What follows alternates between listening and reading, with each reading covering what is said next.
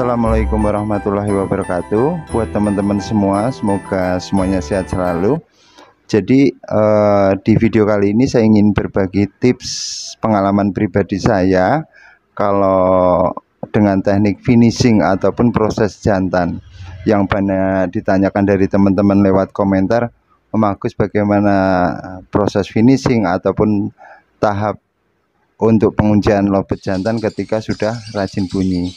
Baik, buat teman-teman semua, ini saya minta maaf mungkin kalau dari pengalaman ataupun proses itu banyak cara, banyak metode. Cuman kalau di pembahasan video ini sesuai pengalaman pribadi saya. Jadi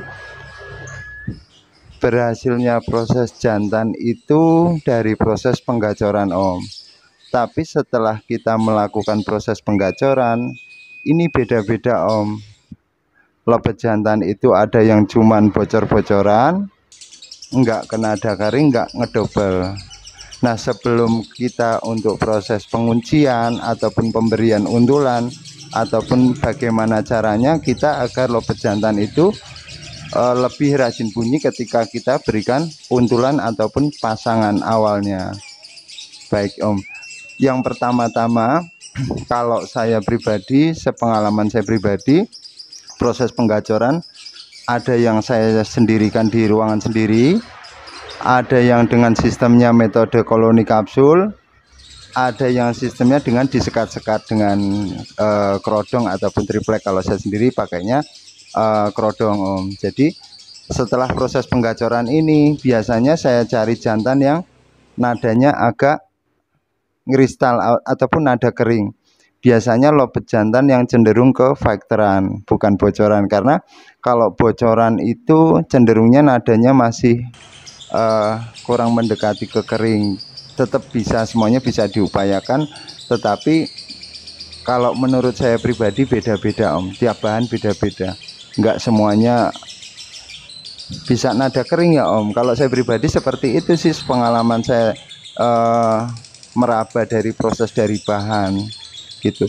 Baik, yang pertama-tama gini, Om, lobet jantan saya biasanya dengan proses penggacoran. Setelah saya gacorkan itu sudah rajin bunyi, intensitas bunyinya itu pagi itu nggak bunyi terus, meskipun sekali dua kali, tetapi lobet itu mendekati ke nada kering. Nada kering itu dari lobet yang seperti nadanya seperti lobet ngerayap di kandang itu, Om. Cuman awal-awal pengalaman saya di proses di perubahan nada itu dengan proses penjemuran kuat. Dengan penjemuran kuat terjadi ngeriwik. Setelah ngeriwik saya bantu spray kabut atau mandikan setengah basah. Lanjut saya jemur lagi.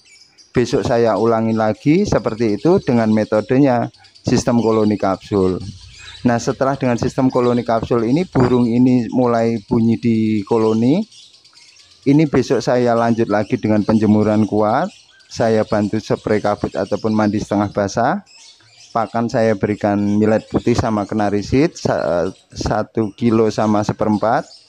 Semakin rajin bunyi, saya tambahin pakan dengan pakan burung kenari kemasan. Setelah mulai rajin bunyi ini, saya mulai coba-coba langsung saya sendirikan, Om. Proses sendiri ini saya tujuannya untuk mencarikan untulan ataupun pasangan untuk si jantan ini, Om. Cuman pasangan jantan ini saya cenderung mencarikan yang betina paut, karena saya sudah pernah ngalamin dari proses mengawinkan jantan yang rajin bunyi. Setelah saya kawinkan dengan proses nanti saya single lagi, yang terjadi malah restart ulang, kembali lagi penggacoran lagi. Dengan proses seperti itu saya berkepikiran cuman lobet jantan saya kasih betina paut di kandang kapsul dengan di ruangan sendiri. Setelah itu jantannya keluar birahinya, karena jantan itu nggak bisa ngawin, akhirnya larinya ke ngeriwi ataupun ketidur, nggak kebunyi, Om. Setelah dengan proses di kandang kapsul seperti itu tidak saya petal-petal dulu, Om. Itu tujuan saya untuk menjodohkan dengan paut. Ketika jantan ini dengan paut di kandang kapsul, ketika jantannya birahi selalu galakin pautnya. Dengan kepikiran lagi bagaimana caranya lobet jantan ini agar birahinya naik terus, tapi dia tidak lari ke kawin dulu. Saya berikan di kandang kotak berdua sama si betina PAUD. Karena betina ini PAUD biasanya, ataupun yang saya alamin ya Om, yang saya alamin itu sering masuk di dalam glodok, jantannya semakin birahi, adanya cuman keluar masuk glodok, pengen kawin tidak bisa kawin. Dengan proses rawatannya coba saya pantau dulu di kandang kotak. Saya cuman melihat perubahan dari birahi si jantan ini dengan pemberian pakan masih dengan millet putih sama pakan burung kenari kemasan 1 bungkus sama setengah kilo. Saya berikan di situ selama 3 hari. Birahi jantan, birahi kawinnya keluar, dia nggak kebunyi, kengeriwik terus Om, kengeriwik, kenggembung, banyak tidur. Dari proses ini saya cuma ngamatin jantan ini pasti birahi tinggi. Dengan proses rawatannya setelah 3 hari saya petal sendiri, bantu jemur lagi.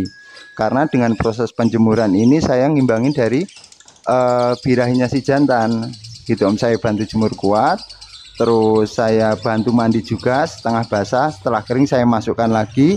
3 hari saya biarkan di kandang kotak. Saya hanya memainkan birahi si jantan ini tetap dinaiknya terus Om, dinaiknya. Tetapi yang ini yang menjadi catatan untuk proses ini, ketika memberikan pasangan PAUD ini, player si jantan harus birahi, harus benar-benar keluar birahi kawinnya agar apa ya Om, mendongkrak birahi si jantan. Tetapi tidak bisa ngawin dulu Om. Nah ketika sudah tidak bisa ngawin, meskipun di dalam itu cuman ngiriwik, ini dari bahan ya Om, dari lobet bahan. Nah setelah sering terjadi ngeriwik, saya petal lagi. Lama kelamaan terjadi, semakin nggak kuat terjadi birahi kebunyi. Tetapi di kandang kotak ini saya berikan tangkringan besar agar jagain ketika birahi jantan ini nggak kuat. Yang saya khawatirkan nanti larinya ke gestang. Makanya saya berikan kandang kotak tangkringan besar.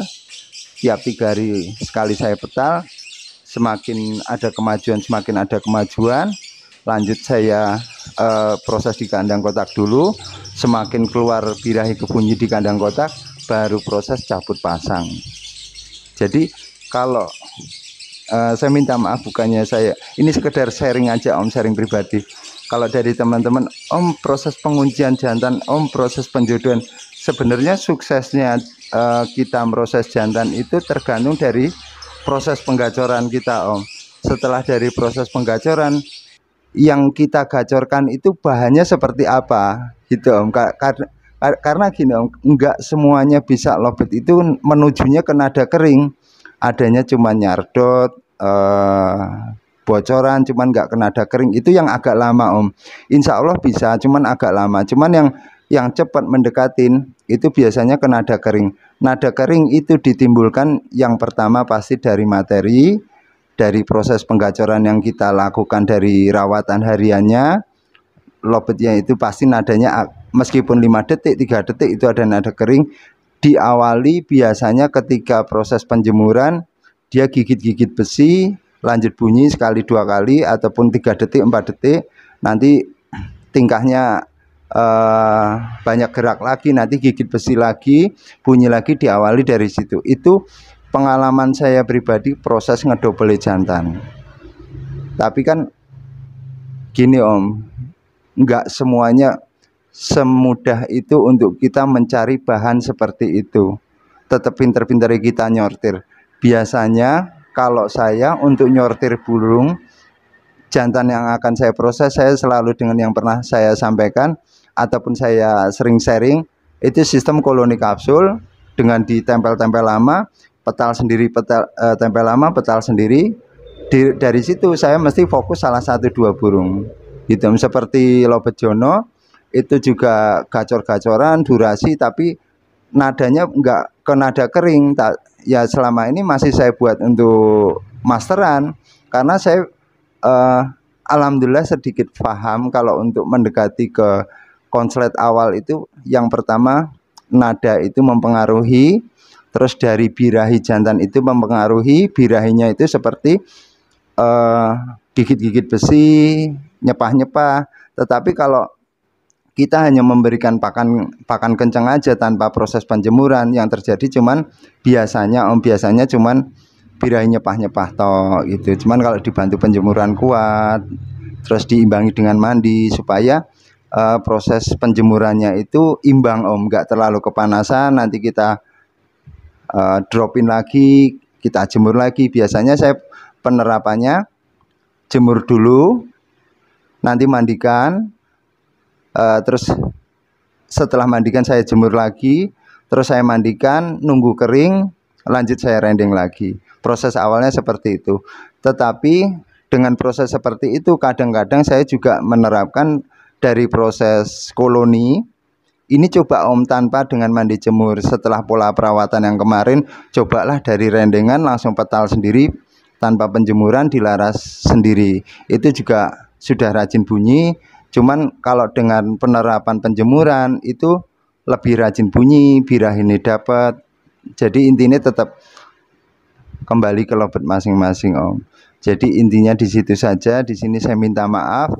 Ini saya sekedar update video yang mungkin saya jarang upload karena kegiatan saya jualan dan juga banyak aktivitas Om. Cuman inti dari video ini yang pernah saya sampaikan lewat streaming kemarin, untuk proses lobet jantan itu tetap suksesnya di proses penggacoran. Di proses penggacoran kembali lagi yang terjadi lobet itu seperti apa. Belum kenada kering, belum ngedobel, itu lama Om. Kalau proses ngedobel jantan ataupun kenada keringnya jantan, kalau saya pribadi dengan proses penjemuran kuat dan juga dibantu dengan mandi spray ataupun setengah basah gitu ya Om. Wassalamualaikum warahmatullahi wabarakatuh. Semoga semuanya teman-teman semua sehat selalu, sukses selalu, dimudahkan apa yang menjadi hajat ataupun menjadi keinginan gitu. Matur nuwun.